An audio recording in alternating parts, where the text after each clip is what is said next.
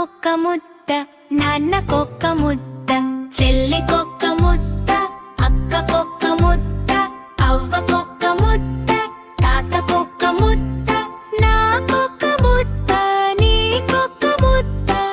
తిను తినమ్మ తిను.